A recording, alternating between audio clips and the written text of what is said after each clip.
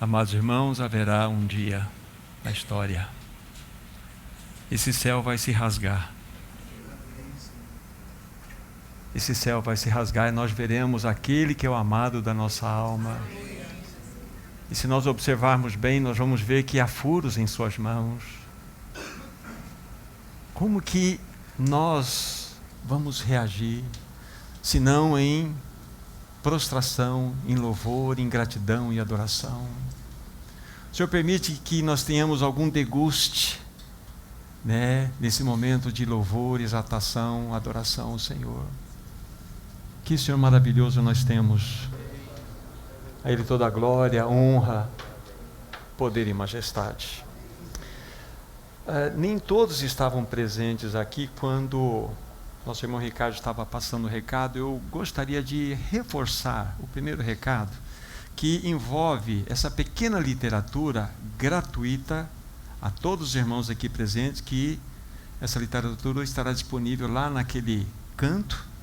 Mas me permitam rápidas palavras dizer. T.Nelson Sparks, um homem de Deus, viveu no final do século XIX, início do século XX, e o Senhor deu muita luz, muita clareza para ele. E aqui esse livreto tem 16 páginas, 16 folhas no máximo. Betânias verdadeiras. O que ele quer dizer com isso para nós? Ele quer mostrar exatamente qual é o pensamento dele a respeito das suas assembleias. Aqui vocês vão se deparar com 7 porções das Escrituras Sagradas, nas quais envolve Betânia, onde o Senhor Jesus ia todo entardecer para encontrar com uma família muito linda, Marta, Maria e Lázaro. E quando nós estudamos Betânia, nós vamos verificar exatamente qual é o coração do Senhor em relação às suas assembleias. O que o Senhor tem no seu coração quando Ele pensa em igreja, casa de Deus? O que Ele tem no coração? Então, quando você estuda exatamente essas Betânias verdadeiras, você vai encontrar algo lindo. O que o Senhor deseja encontrar na sua casa, na sua igreja? Ele deseja encontrar acolhimento. Ele deseja ser recebido. Ele deseja encontrar na sua Betânia aquelas pessoas que se colocam aos seus pés para ouvir os seus ensinamentos. Ele deseja encontrar na sua Betânia, na sua igreja, adoração. Nós vemos isso em Maria. Ele deseja encontrar nas suas Betânias o que? Ele deseja encontrar serviço, como Marta, adequadamente já ajustada lá no Evangelho de João capítulo 12, vai se mostrar isso. E deseja encontrar a vida de ressurreição. E deseja encontrar tudo isso. Então, com certeza, essa leitura será de grande valor para vocês entenderem o pensamento do Senhor a respeito de igreja, de casa de Deus. Então, é uma literatura para que vocês peguem, analisem, risquem, estudem, e depois nós podemos ter comunhão, e vocês podem ter comunhão com tantas pessoas. Então, terminando, vocês têm toda a liberdade de acessar o material lá. É de uma riqueza muito grande. Poucas páginas, poucas folhas, mas de um valor inestimável. Então, fica apenas esse detalhe aqui. Vamos orar, vamos pedir que o Senhor, nessa noite, nos fale. Se o Senhor trouxe você aqui, trouxe-me nesse ambiente, é porque Ele deseja falar no nosso coração. Ele quer falar no nosso coração. Então, que nós possamos, de fato, ter aquele coração semelhante àquela terra que foi revirada, mexida, foi preparada para receber a boa semente, a palavra. Então, todos nós, como Maria, citamos há pouco, lá em Betânia, quando ela lançou-se aos pés do Senhor Jesus para ouvir os seus ensinamentos. É o que todos nós fazemos agora, temos o mesmo gesto, nos colocamos aos pés do Senhor, para que Ele nos socorra. Amado Senhor, nós necessitamos da Tua bênção. Nós queremos entregar nas Tuas mãos nossos 5 pães e 2 peixes. Só Tu podes verdadeiramente multiplicá-los. Só Tu podes nos alimentar. Só Tu podes nos suprir. Amado Senhor, nós temos uma fome, mas essa fome é de Ti mesmo, Senhor. A nossa alma busca uma realidade, essa realidade é Ti mesmo. Só Tu podes nos proporcionar aquele alívio no nosso coração. Só Tu podes proporcionar vida no nosso íntimo. Obrigado, porque quando Tu dás aos Teus, sempre há sobejo, sempre há sobra. Porque a Tua graça sempre está abundantemente reservada em 12 cestos cheios. Nós queremos confessar nessa noite que Tu és o Cristo, que Tu és o Filho de Deus e que Tu és o nosso Salvador. Ao abrirmos a Tua palavra, nós Te pedimos, fala, pois o Teu povo Te ouve. Em Teu nome, Jesus. Amém. Amém. Vamos tomar nossas Bíblias, Evangelho de João, capítulo 6. Eu vou ler aqui os 15 primeiros versículos. Depois vamos trazer ainda umas palavras introdutórias aos irmãos daquilo que nós estamos tratando com a igreja. João 6, versículo 1 em diante. Depois destas coisas, atravessou Jesus o mar da Galileia, que é o de Tiberíades. Seguia-o numerosa multidão, porque tinham visto os sinais que ele fazia na cura dos enfermos. Então subiu Jesus ao monte e assentou-se ali com os seus discípulos. Ora, a Páscoa, festa dos judeus, estava bem próxima.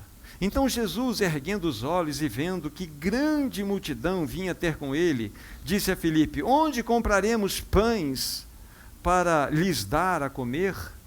Mas dizia isto para o experimentar, porque ele bem sabia o que estava para fazer. Respondeu-lhe Filipe: não lhes bastariam 200 denários de pão, para receber cada um o seu pedaço? Um dos seus discípulos, chamado André, irmão de Simão Pedro, informou a Jesus: está aí um rapaz que tem 5 pães de cevada e 2 peixinhos. Mas isto o que é para tanta gente? Disse Jesus: fazei o povo assentar-se, pois havia naquele lugar muita relva. Assentaram-se, pois, os homens, em número de quase 5.000. Então Jesus tomou os pães e, tendo dado graças, distribuiu-os entre eles, e também, igualmente, os peixes, quanto queriam. E, quando já estavam fartos, disse Jesus aos seus discípulos: recolhei os pedaços que sobraram, para que nada se perca. Assim, pois, o fizeram, e encheram 12 cestos cheios de pedaços dos 5 pães de cevada que sobraram aos que haviam comido. Vendo, pois, os homens o sinal que Jesus fizera, disseram: este é verdadeiramente o profeta que devia vir ao mundo. Sabendo, pois, Jesus que estavam para vir, com o intuito de arrebatá-lo para proclamarem o rei, retirou-se novamente para o monte. Sozinho ele ficou. O que nós vamos fazer hoje, irmão? Nós vamos dar um passo a mais, um passo seguinte dentro da série que nós nos propusemos a estar compartilhando com os irmãos. Essa série tem como nome Os Milagres de Jesus, e eles são fundamentados no Evangelho de João. O Evangelho de João. Disse aos meus irmãos que até antes da ressurreição de Cristo, nós temos registrados aqui no Evangelho de João 7 milagres. Na realidade, como nós vimos já e dissemos, muito mais do que milagres, estes milagres se caracterizaram como sinais que Jesus fez, enquanto ele exerceu seu ministério aqui. Então, havia dito para os meus irmãos, e reforço, todos os sinais necessariamente são milagres, mas nem todos os milagres são sinais. Todos os evangelhos, os 4 evangelhos, somam em torno de 35, 37 milagres que Jesus fez, lógico, registrados nas Escrituras Sagradas. Ele fez muito mais do que isso, mas os registros apontam para este número. Mas os sinais têm como propósito, claro, como já mostrei aos meus irmãos, e lendo o texto da Palavra de Deus, do Evangelho de João, não precisamos ir lá novamente. Então, estes foram registrados para quê? 2 pontos. Creais que Jesus é o Messias, para que creais que Jesus é o Filho de Deus, e para que creais que Jesus é o Salvador. É esse o texto que nós estamos vendo. Então, todos os sinais, os 7 sinais registrados em João tem como finalidade específica isto. Se nós pegarmos, por exemplo, o nome Jesus na realidade é a contração de 2 outros nomes. Então, quando eu falo Jeová, então a palavra, o nome Jeová significa eu sou, e Sus significa salvação. Então, fazendo a contração, então nós temos o prefixo Je e o sufixo Sus, Jeová Sus, eu sou a salvação. Então o próprio nome Jesus já nos mostra o seu grande ministério. Eu sou a salvação, eu sou o Salvador. Então, mostramos isso com bastante clareza para os meus irmãos. Extremamente importante. Já estudamos 3 desses sinais. A água transformada em vinho, vocês se lembram, tem todas as suas particularidades. Vimos, segundo sinal, a cura do filho do oficial de um rei, vimos. E o terceiro que nós vimos na semana passada, a cura do paralítico. E todas as suas características e desdobramentos. E hoje nós vamos entrar no 4º sinal, a multiplicação de pães e peixes. Lembrando sempre do porquê que esses sinais estão registrados. Só insistindo, para que nós vejamos que Jesus é o Messias, Ele é o Filho de Deus e Ele é o nosso Salvador. Esse é o ponto importante. E é interessante que quando você analisa esse 4º sinal, é o único sinal que nós temos nas Escrituras Sagradas que encontra-se registrado em todos os evangelhos, Mateus, Marcos, Lucas e João. Nós encontramos esse sinal em todos os evangelhos, isso é muito lindo. Porque se você for estudar a fundo, eu recomendo os meus irmãos a fazerem isso, a colocarem todos estes evangelhos um ao lado do outro, na passagem característica, e vocês vão perceber as revelações, aquilo que o Espírito trouxe a Mateus, Marcos, a Lucas, a João, e façam a somatória, vocês têm toda a riqueza. Um só, quando nós lemos, nós temos todo esse detalhamento, mas quando você quer ir a fundo em toda a característica do cenário, você precisa colocar estes textos um ao lado do outro, e você vai ter a grandiosa revelação. Agora, antes de nós discorrermos aí, por exemplo, quadro a quadro desse texto, antes de nós lermos dessa forma, eu gostaria que você e eu lêssemos algumas dessas passagens que nós lemos aqui e as associássemos a um outro evangelho. E a forma que nós vamos ler, você não vai ler simplesmente com a sua mente, você e eu vamos ler com o nosso coração. Nós vamos ler devocionalmente um acontecimento, um episódio, e nós vamos ser profundamente tocados. Eu confesso a vocês, quando eu estava orando com o meu coração, eu chorei diante do texto, de ver a beleza, o amor, a graça, a misericórdia do nosso amado Senhor. Então nós precisamos nos cercar desses detalhes, para que estas verdades possam verdadeiramente tocar nossos corações. Então, para que nós comecemos essa leitura, vamos pegar uma referência que é Mateus 14, que é, vamos dizer assim, é o mesmo episódio, só que na perspectiva de Mateus, e nós vamos ter algumas riquezas aqui que irão falar ao nosso coração. Lógico, já vou dizer o versículo, é Mateus 14, enquanto vocês abrem. Então, João, quando recebeu a revelação, lógico, o encargo que o Espírito Santo trouxe a João, caracterizou-se naquilo que ele expôs para nós, é o suficiente. Mas agora nós estamos abrindo um pouco para conhecermos tudo aquilo que aconteceu. Então, Mateus 14, a partir do versículo 13, é o mesmo cenário que acabamos de ler em João 6. Então, versos 13 em diante. Jesus, ouvindo isto, retirou-se dali num barco, para um lugar deserto, à parte. Sabendo as multidões, vieram das cidades seguindo-o por terra. Desembarcando, viu Jesus uma grande multidão, compadeceu-se dela e curou seus enfermos. Ao cair da tarde, vieram seus discípulos a Jesus e lhe disseram: o lugar é deserto, vai adiantada a hora. Despede, pois, as multidões para que, indo pelas aldeias, comprem para si o que comer. Jesus, porém, lhes disse: não precisam retirar-se, dai-lhe vós mesmos de comer. Paremos aqui. Estou convidando os meus irmãos a ler esse texto, essas passagens que estamos colocando aqui com o nosso coração. Vocês perceberam o cenário aqui?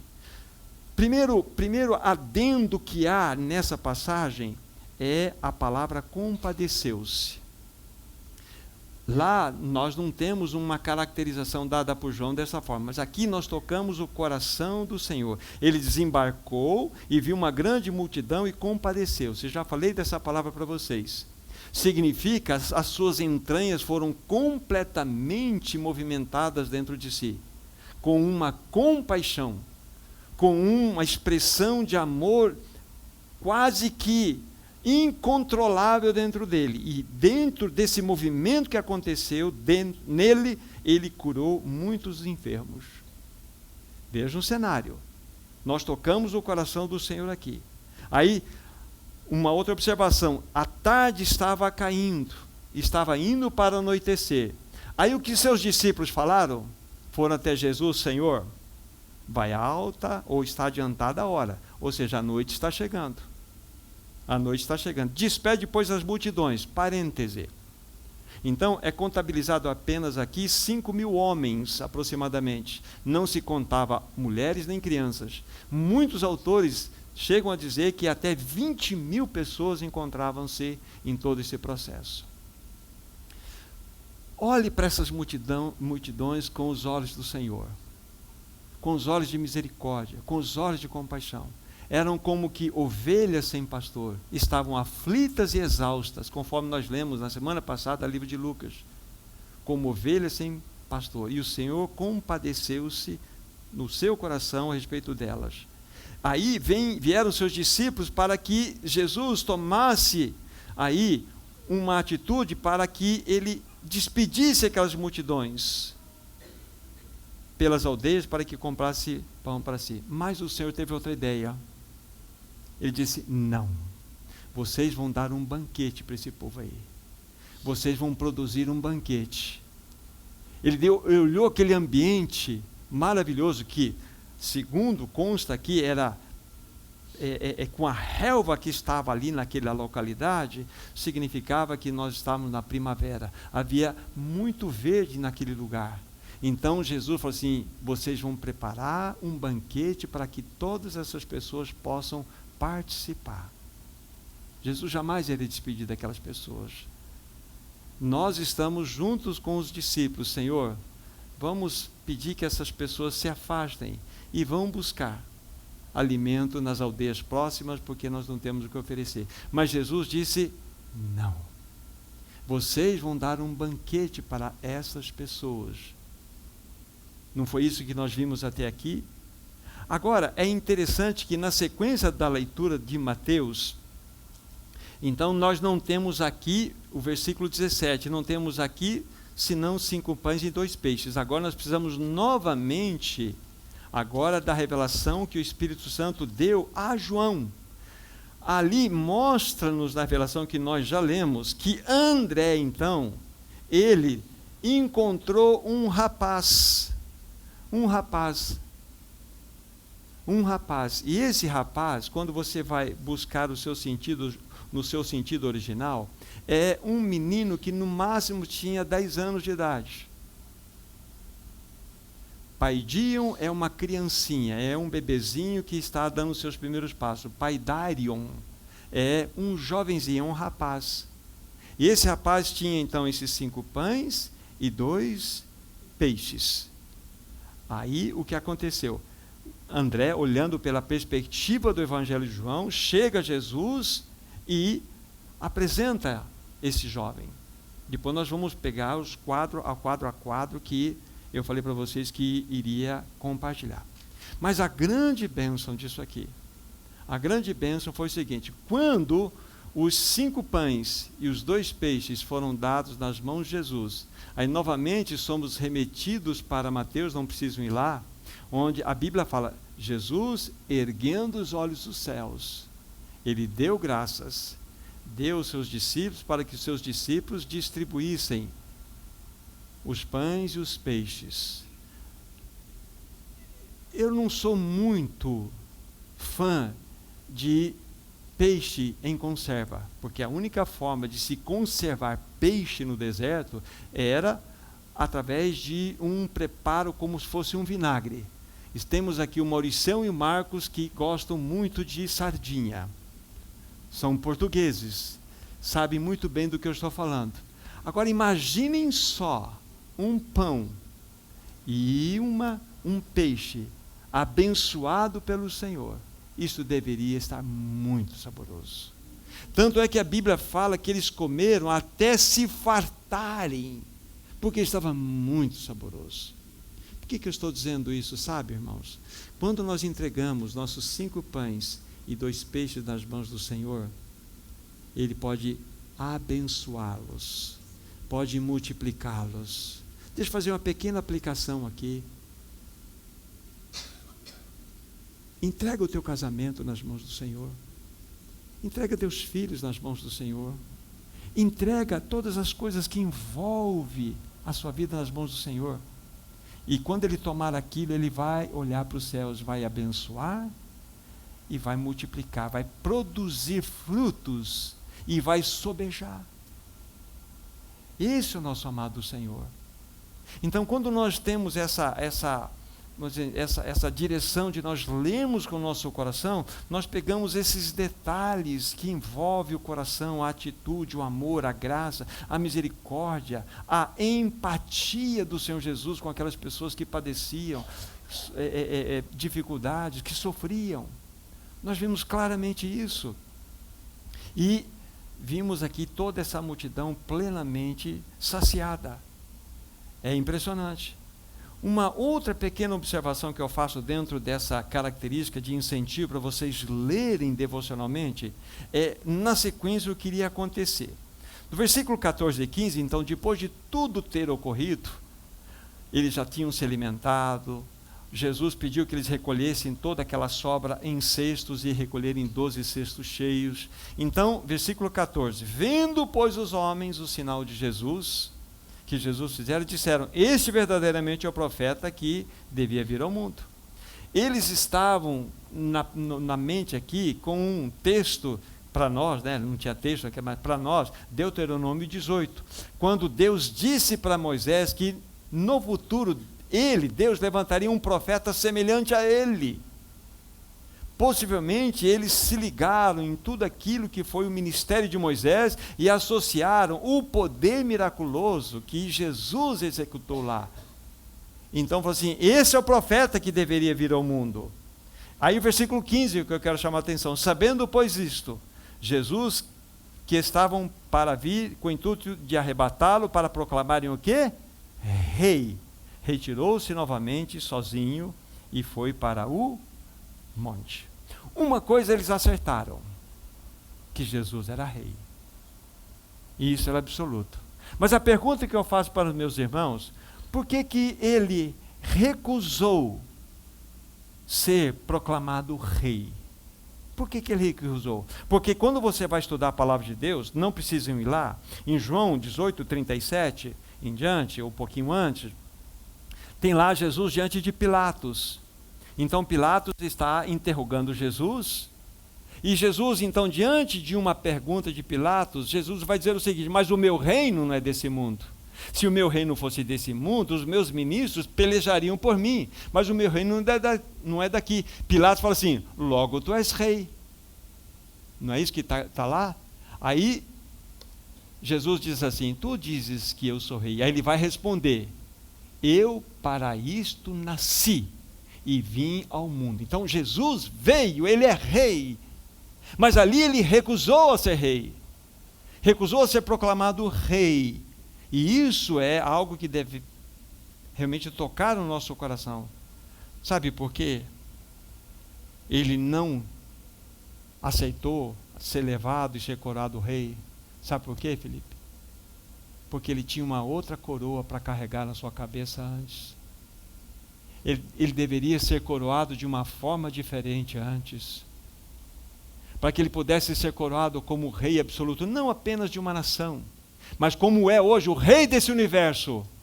Ele precisava marchar para uma cruz, E quando o teu Senhor Jesus foi marchando para uma cruz, ele não foi como uma vítima que foi apanhada, ele foi como um rei que estava indo em direção à sua coroação. Então, antes dele ter a coroa do universo sobre a sua cabeça, ele teria que ser coroado, e como é? Ele tem a coroa do amor, a coroa da graça, a coroa da misericórdia, a coroa da justiça, a coroa do perdão. Esse é o teu Senhor Jesus, Patrick. Então ele recusou a ser coroado ali, porque não era momento, ele precisava ser coroado de uma outra forma. A Bíblia fala que prepararam, teceram uma coroa de espinhos na sua cabeça. Então o homem mostraria toda a sua maldade, todo o seu pecado. E quando eu falo esse homem, eu falo de mim. E nós cravamos a coroa de espinho na cabeça de Jesus. Por causa os nossos pecados fizeram isto. Então ele teria que ser coroado dessa forma. Mas enquanto ele se rende, porque ninguém poderia tirar a vida de Jesus. A Bíblia fala, ninguém tira minha vida, eu, pelo contrário, espontaneamente a dou. Então Jesus, ele foi em direção à morte. Não foi a morte que entrou em Jesus, foi Jesus que entrou na morte. Jesus entrou na morte. E quando esse encontro aconteceu, nós sabemos o resultado. Quando nós vamos ler o texto na palavra de Deus, né, na sequência, lá em Atos, nós temos várias porções que nos mostram isso. Que ele desceu ao Hades. E a Bíblia também vai falar em Apocalipse que ele que desceu ao Hades, ele sai daquela condição com as chaves da morte e do inferno na mão. O diabo não tem a chave da sua própria casa, porque o teu Senhor Jesus Cristo venceu. Ele não pôde ser retido pela morte, por quê? Porque o pecado nunca o tocou. Ele desceu àquela condição por meu pecado, pelo seu pecado, José Luiz. Aí sim. Então nós entendemos porque que ele, nesse contexto, né, quando apanharam ele para arrebatá-lo e o proclamarem rei, ele retirou-se, porque ainda não era momento dele ser coroado. Então entendemos. Esse é o teu Senhor Jesus. Este é o meu Senhor Jesus Cristo. Então, quando nós olhamos para essas passagens e encontramos esses detalhes, então nosso coração é tocado. Então, ele quer que nós olhemos para esse quarto sinal, né, que João registrou aqui no seu livro, para que nós vejamos, de fato, que ele é o Messias, ele é o Filho de Deus e ele é o nosso Salvador. Agora voltem para João 6, talvez vocês não saíram daí, mas João capítulo 6, onde estamos fazendo algumas pequenas observações. Vamos olhar um pouco quadro a quadro e vamos ver o que o Senhor pode acrescentar ainda em nossos corações.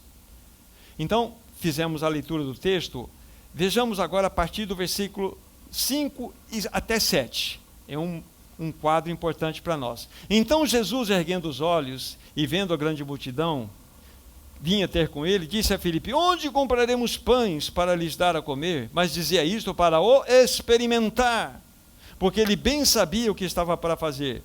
Respondeu-lhe Filipe, não lhes bastariam 200 denários de pão, para cada um receber o seu pedaço. Aqui nós vimos, a própria palavra já nos respondeu. Jesus faz essa pergunta para Filipe, não porque ele não sabia o que ele iria fazer, mas ele queria mostrar a Filipe o que havia no seu coração, é exatamente o que há no nosso coração. Filipe respondeu exatamente como sempre nós respondemos diante das impossibilidades, diante daquelas situações que nós não temos controle. Como, Senhor Jesus, nós temos uma multidão aí de quase 20 mil pessoas, 200 denários não seriam suficientes para comprarmos o pão que pudesse ser suficiente. Então, qual foi a atitude de Filipe? Pegou uma calculadora e fez as contas, ele fez a sua matemática e, logicamente, ele chegou à conclusão, como que nas aldeias iríamos encontrar tanto suprimento? Então, o que o Senhor Jesus fez aqui? O que ele faz com você, meu irmão, minha irmã? Aprenda essa lição. O Senhor colocou Filipe diante de um problema insolúvel para ver o que ele faria. Deus não te coloca diante de problemas insolúveis? Ele me coloca. Mas Filipe tem a atitude que nós temos. Nós vamos pegar os nossos recursos. Os nossos recursos são uma calculadora, algumas matemáticas e fazer assim, não dá. Senhor, 200 denários hoje. 200 denários são, cada denário era um dia de serviço, são 200 dias de serviços naquela época. É assim conosco, irmãos. O Senhor permite situações insolúveis, difíceis, impossíveis para nós, para ver o que nós iremos fazer, ou o que iremos falar. Ele sabe qual é a solução, mas nós não sabemos. Então nós temos os caminhos. Vocês já se depararam disso? Eu já me deparo diante de situações que são insolúveis. Para onde eu vou? Eu vou para a calculadora fazer as minhas contas? Ou eu vou buscar a face do Senhor? Normalmente nós avaliamos os recursos culturais, recursos de sabedoria, recursos financeiros, tudo aquilo que nós entendemos que pode cooperar naquela situação. E nós vemos que a soma de tudo é simplesmente uma incapacidade de resolver o nosso problema. E nós precisamos reconhecer isto. Mas Ele tem um plano para a sua vida, um plano para a sua vida, João, um plano para a minha vida, um plano para a sua vida, velho. Ele tem um plano. Então, se nós somos colocados diante de situações insolúveis, é porque o Senhor quer não descobrir o que está no seu coração, porque Ele já sabe, mas Ele quer que você saiba que você tem planos que não funcionam. Então a primeira lição que nós vemos aqui é esta, que nós precisamos, de fato, não como Filipe, colocar os olhos na impossibilidade, travarmos, mas é colocar os olhos naquele que pode. Aí depois nós vamos avançar e nós vamos ver qual é o resultado. O que nós temos nas mãos, vamos ver daqui a pouco. O pouquinho que nós temos, um pouquinho, vamos colocar na mão daquele que multiplica. Essa é a realidade. Esse é o ponto. Então, a primeira lição, né, desses versículos 5, 6 e 7 para nós é exatamente mostrar a realidade de um problema insolúvel para a nossa vida. E nós devemos buscar quem? Aquele que pode. O Senhor. O Senhor. Esse é o ponto. Agora vamos dar um passo seguinte, versículos 8 e 9. Aí nós temos um outro discípulo do Senhor, que vai entrar em cenário agora, né? 8 e 9. Um dos seus discípulos, chamado André, disse, que era irmão de Simão Pedro, informou Jesus: eis aí está um rapaz, um paidarion, né, que tem 5 pães de cevada e 2 peixinhos. Aí ele dá a sua conclusão. Mas o que é isto para tanta gente? O que é isto para tanta gente? Então André já deu uma cooperada ali também. Ele mostrou realmente o que havia no seu coração. Exatamente o que há no nosso coração. O que é isto para tanta gente, Senhor? Apesar da incredulidade que havia no coração de André, ele ainda trouxe esse rapazinho na presença de Jesus e mostrou que havia algo ali, algo disponível, e apresentou Jesus. Os olhos de Filipe estavam numa multidão da impossibilidade. Os olhos de André na insuficiência, no pouco. Um na multidão que era insolúvel, não tinha como. André fala assim, isso é muito pouquinho. Muitas vezes nós nos encontramos nessa mesma situação, nessa mesma batalha. Ambos não olharam para onde deveriam olhar. Jesus. Não é assim conosco? Quando nós estamos diante de questões insolúveis, para onde nós vamos olhar? Essa é a grande questão. O que nós devemos fazer? Essa é a grande questão. Nós não podemos ficar nessas duas situações. É impossível. Ou não tenho o suficiente. Não. Não. Mas aí, nós temos na sequência, que é o versículo 10, o seu Jesus com a sua bondade, com a sua misericórdia, trazendo esse ensino graciosíssimo para os seus discípulos, né?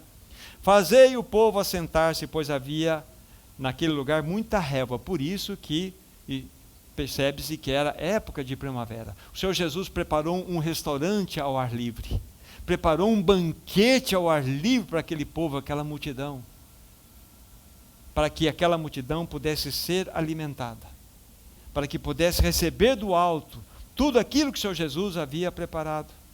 Fazei o povo assentar-se. Primeira situação que o Senhor faz conosco, não é fazer o povo correr. Assentem-se, descanse. A coisa mais difícil para nós é o descanso. É o descanso. É o descanso. Entrega o teu caminho ao Senhor, confia nele e tudo ele fará. Certo irmão já disse, muitas vezes, é o texto mais difícil da Bíblia. Entregar. Você sabe o que é isso? Não é fácil. Entrega o teu caminho ao Senhor, confia nele e tudo ele fará. Mas como, Senhor? Aí ou agimos como Filipe, não dá, ou vamos como André, Senhor, é tão pouco. Então o Senhor, Ele quer que verdadeiramente nós, primeira lição que devemos ter aqui, fazer o povo assentar-se, não é fazer vida indiana, porque quem vai servir o povo são vocês, seriam os discípulos. Fazei o povo assentar, porque havia muita raiva. Assentaram-se, pois, os homens em número de quase 5.000, estima-se então, porque havia a contabilidade apenas dos homens, estima-se até 20.000 pessoas, que é um número elevado para a minha mente. É muito grande. Então Jesus tomou os pães e, tendo dado graça, distribuiu entre eles e também igualmente os peixes, o quanto queriam.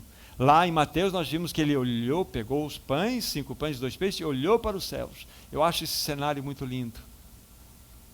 Ele olhou para o céu, abençoou o pão, deu graças e distribuiu, deu aos discípulos. Os discípulos então, em sequência, deram àqueles que necessitavam. Então aqui está essa cena extremamente linda, maravilhosa diante dos nossos olhos. Então, diante disso, qual é o segredo, meu irmão, minha irmã? Qual é o segredo? Vimos que todos nós temos um pouco. Eu estava pensando sobre esse um pouco. O que é um pouco que nós podemos ter? E mesmo que tenhamos esse pouco, ele é insuficiente. Então, todos nós, isso vai um pensamento pessoal sobre esse assunto. Todos nós temos, pela sua infinita graça, a graça do Senhor, buscado uma vida de devoção, uma vida de consagração, uma vida ascensional, uma vida além do véu, uma vida aos pés do Senhor, uma vida de dedicação, não por nossas forças, porque nós não temos, irmãos. Há um movimento de vida em nós que nos leva a desfrutar dessas bênçãos. E quando de fato nossos corações encontram-se alinhados com o coração do Senhor, então nós podemos oferecer esse pouco.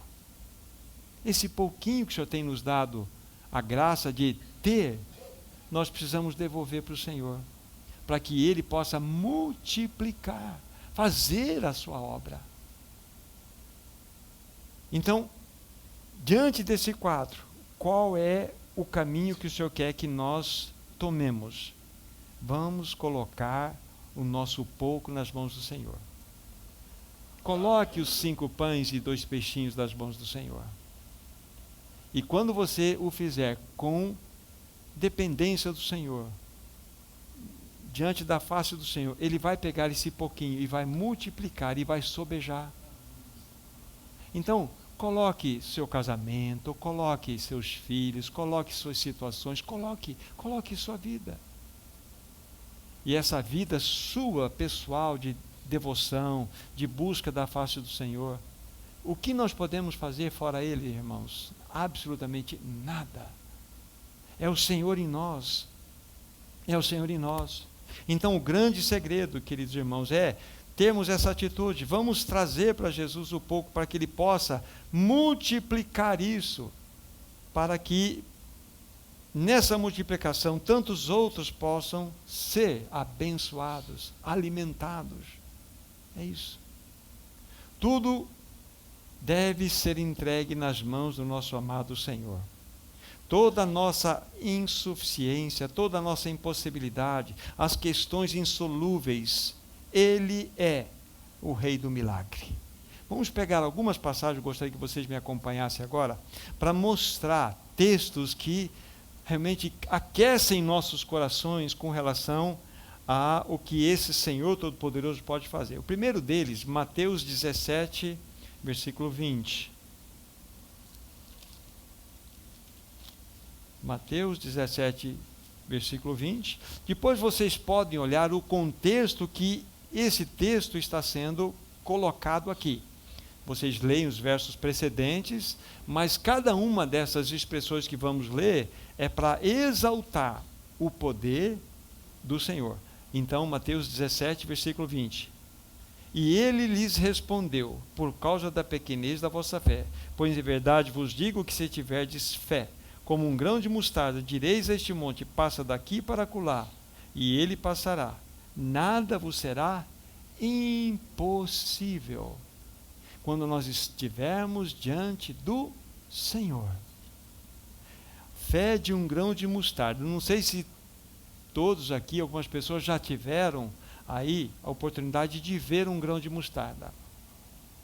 Se você pegar uma caneta Bic e fazer uma pontinha azul ou pretinha na ponta do seu dedo, dá um toquezinho, essa é a semente de grão de mostarda, e carrega nela todo um poder de vida. Então, se nós tivermos uma fé que seja caracterizada nesse grão de mostarda, vocês viram o que é capaz de fazer alguém que na dependência do Senhor exerce esse tipo de fé? Nada lhe será impossível. Outro texto, nesse mesmo evangelho de Mateus, capítulo 19, também apenas um único versículo, versículo 26. Depois, novamente, vocês leem todo, vamos dizer assim, o contexto para vocês entenderem por que Jesus fez a aplicação, mas nós estamos destacando aquilo que joga o poder em Cristo. Jesus, fitando neles o olhar, disse: isto é impossível para os homens, mas para Deus tudo é possível. Está falando daquelas pessoas que se fundamentam a sua segurança na riqueza, no poder, no dinheiro, na prata, no ouro. Então é impossível para alguém que tem todo o seu depósito de confiança naquilo que é perecível ser salvo. Mas Jesus disse assim: isso é impossível para os homens, mas para Deus tudo é possível. Então essa expressão precisa saltar para nós: para Deus tudo é possível. Não há possibilidade, de criarmos uma situação na qual Deus seja colocado numa situação de impossibilidade. Não. Outro texto, Jeremias capítulo 32. Vamos lá para a velha dispensação. Jeremias 32. Primeiro versículo, versículo 17. Ah, Senhor, eis que fizeste os céus e a terra com o teu grande poder e com o teu braço estendido. Coisa alguma te é demasiadamente maravilhosa. Perceba o que está escrito anteriormente. É uma admiração de Jeremias em relação ao Todo-Poderoso, ao Senhor Deus.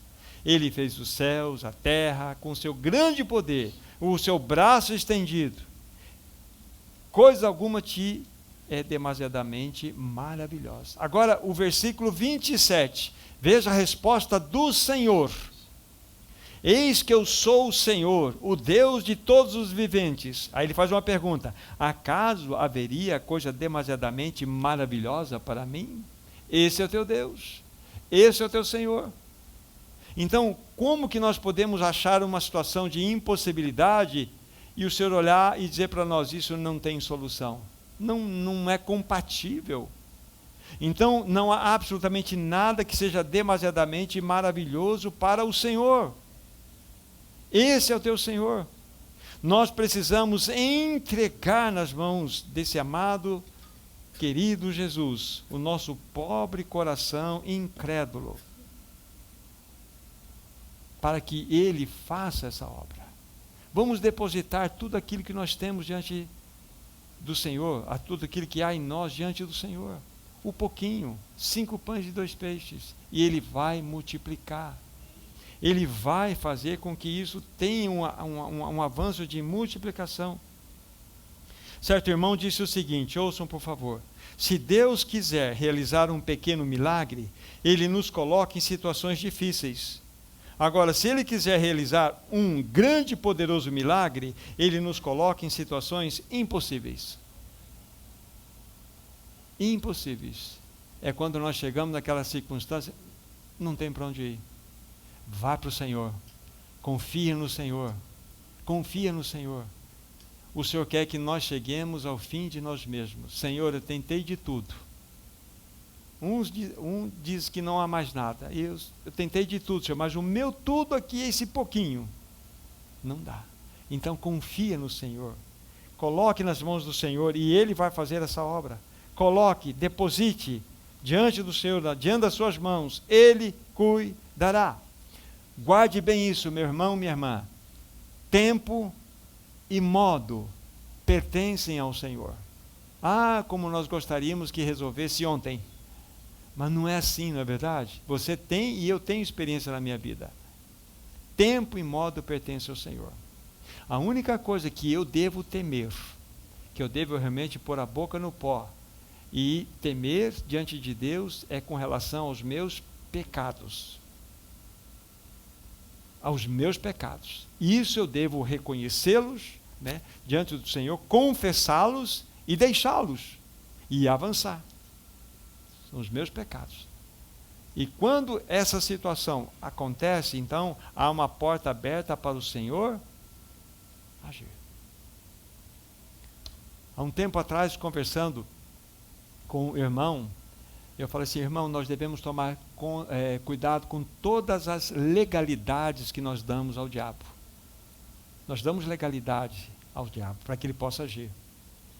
Nós estávamos no ambiente, eu falei assim: olha, nós estamos num ambiente fechado, estava meio em tempo de inverno. Irmão, vamos imaginar assim, estamos aqui, está vendo aquela janela lá? Pensa essa janela quebrada. Então, um ar frio vai entrar por dentro aqui e vai nos envolver, não é verdade? Exatamente isso chama-se legalidade. Quando você não perdoa alguém, quando você tem mágoa no coração de alguém, quando você tem um espírito que é não adequado diante de Deus, você tem vidraça na tua própria vida. E essa vidraça, ela está quebrada. Satanás tem legalidade para entrar no seu coração e fazer o que faz. Nos deixar tristes, nos deixar, sabe, completamente sem chão. Então, vamos consertar as janelas, pedir perdão, vamos trabalhar. Não vamos dar legalidade a Satanás, para que o Satanás não tenha poder de acesso em nossas vidas. Então, que o Espírito Santo coloque um farol dentro de nós, e veja se há alguma coisa que eu, Thomas, preciso confessar diante dele, que possa estar tendo aí um caminho de legalidade. Não, vamos fechar. Espírito Santo, mostra-me, para que verdadeiramente isso se feche. Então, isso é importante para avançarmos. Então, vamos colocar assim tudo diante do Senhor. Só retomando aqui, eu fiz uma pausa, né, para colocar esse pensamento. Então, nós podemos colocar tudo nas mãos dele. Guarde de novo onde eu encerrei o pensamento anterior. Tempo e modo pertence ao Senhor. Vocês se lembram da oração de Daniel? Vocês pegam no capítulo 9, capítulo 10 de Daniel. Então, quando Daniel se pôs a orar, então houve uma batalha no céu. Aí depois desse assunto, o que aconteceu? Aí vem a palavra ao coração de Daniel. Daniel, desde o primeiro dia em que colocaste o teu coração para buscar o Senhor, as tuas orações foram ouvidas, mas o príncipe da Pérsia pelejou comigo 21 dias. Então nós colocamos nossas orações diante do Senhor. Há uma batalha lá em cima.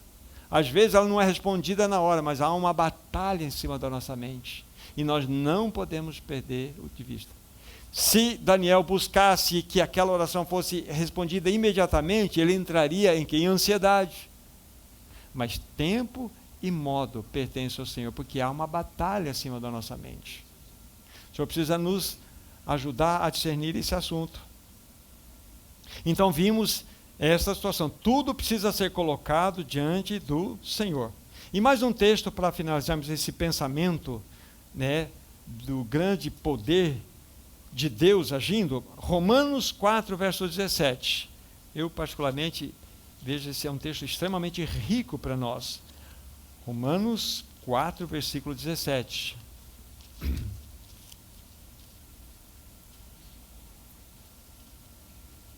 Vocês vão ler também todo o contexto, né, que envolve a história do próprio Abraão. Diz assim: como está escrito, por pai de muitas nações te constituí, perante aquele no qual creu, o Deus que vivifica os mortos e chama à existência as coisas que não existem. Então este é um texto que nos mostra o poder de Deus, o qual nós confiamos. Deus, o qual confiamos. Wagner, você é um nascido de novo, você carrega Deus no coração. E esse Deus que você carrega no coração, tem algo escrito dele aqui, ele chama a existência as coisas que não existem. Esse é o nosso Deus. É o Deus Todo-Poderoso, o qual nós devemos colocar toda a nossa confiança, toda a nossa fé. Que Senhor é esse? Em Jesus reside toda a autoridade desse universo. A Ele foi dado toda a autoridade nesse universo. Toda a autoridade foi dada nos céus e na terra, disse o próprio Senhor Jesus. Ele é o Deus dos milagres, Ele é o Deus dos sinais. Ele é o Deus todo-poderoso, irmãos. Ele é aquele que faz todas as coisas. Versículos 12 e 13, voltando para João capítulo 6. João capítulo 6. Então, depois deles terem sido aí fartos, então na sequência esse outro quadro diz assim: e quando já estavam fartos, disse Jesus aos seus discípulos: recolhei os pedaços que sobraram, para que nada se perca. Assim, pois, o fizeram, encheram 12 cestos de pedaços dos 5 pães de cevada que sobraram aos que haviam comido. Eles se fartaram. Eles se fartaram com abundância, se alimentaram de modo maravilhoso. Então, é impressionante, quando a gente coloca os olhos de fora e analisa toda essa situação, nós vemos um lindo quadro aqui, um rei, o rei todo-poderoso alimentando os seus súditos. Foi o rei que tomou a iniciativa. Foi o rei que promoveu todo esse banquete. Foi o rei que proporcionou a alimentação. Foi o rei que pediu que aquelas pessoas que encontravam-se naquela situação de angústia, de ovelhas que não tinham pastor, foi um rei que foi ali para fazê-los assentar na posição de descansados para serem alimentados. Sempre será assim. O Senhor nos coloca no lugar de descanso. Vem para nos alimentar, para promover em nós exatamente um descanso no coração. Esse é o nosso amado Senhor. O Senhor fala, né, da superabundante graça que está sobre nós. Tudo que Ele faz sobeja, né? Sobraram 12 cestos cheios. Falam da bendita provisão diária que Ele nos tem dado. Nós sempre temos a provisão da graça constantemente, vamos dizer assim, guardada em nossos corações para que nós possamos avançar nessa jornada na qual nós estamos envolvidos. Há uma graça. Mas nós precisamos nos alimentar diariamente do verdadeiro pão, o pão que desceu do céu. Queridos irmãos, o nosso Deus é aquele que pode fazer infinitamente mais do que tudo o que pensamos ou mesmo viemos a pedir.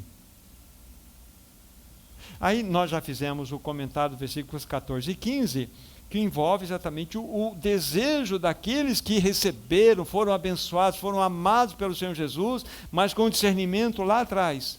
Vamos fazê-lo rei. Lembraram de Moisés, um profeta que Deus usou naquela situação, e Deus, pela boca de Moisés, falou que levantaria um profeta igual a ele no tempo do fim. É ele. Trouxe pão do céu, é ele. Vamos fazê-lo rei. Nós já vimos esse pensamento aqui com os irmãos, tá? Mas o sentido real de toda essa mensagem, de toda essa mensagem, né, que nós vimos, esses 15 versículos, na realidade, que nós não vamos fazer isso, eu só vou dar as dicas para você, as dicas. Então, o que acontece? Na sequência teremos um quinto milagre, um quinto sinal, que é Jesus andando sobre o mar, mas Jesus, depois, a partir do versículo 22, ele retoma a situação para mostrar que ele é o verdadeiro pão da vida. Então, qual o real significado, a real mensagem que Jesus deveria ou queria trazer para nós na multiplicação dos pães e peixes? Vamos pegar aqui, de olho aí no capítulo 6, onde nós estamos, versículo 33. 6:33 de João. Porque o pão de Deus é o que desce do céu e dá vida ao mundo. Ele começa a falar da sua obra messiânica. Ele começa a mostrar que ele é o enviado de Deus. Versículo 35. Declarou-lhes, pois, Jesus: eu sou o pão da vida, o que vem a mim jamais terá fome, o que crê em mim jamais terá sede. Então ele começa a mostrar exatamente que ele é o pão da vida. Ele não é o que traz um pão do céu simplesmente físico para alimentar. Não é aquele que multiplica pães para alimentar a fome daquelas pessoas que tinham. Mas ele é o verdadeiro pão que desceu do céu e dá vida ao mundo. Aí, versículo 51. Eu sou o pão vivo que desceu do céu.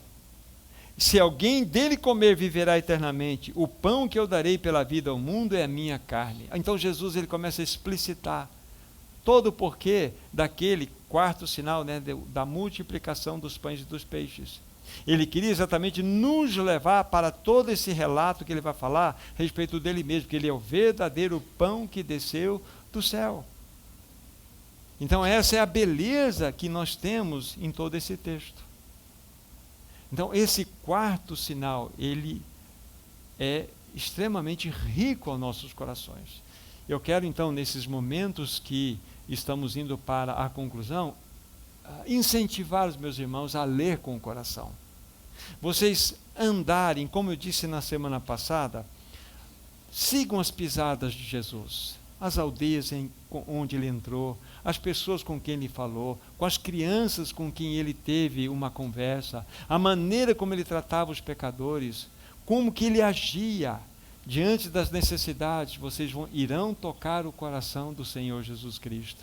Um coração cheio de amor, de misericórdia, de graça, coração cheio de paz, coração perdoador.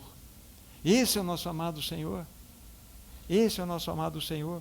Então, lê esse texto devocionalmente, lê com essa característica, vocês vão ganhar muito.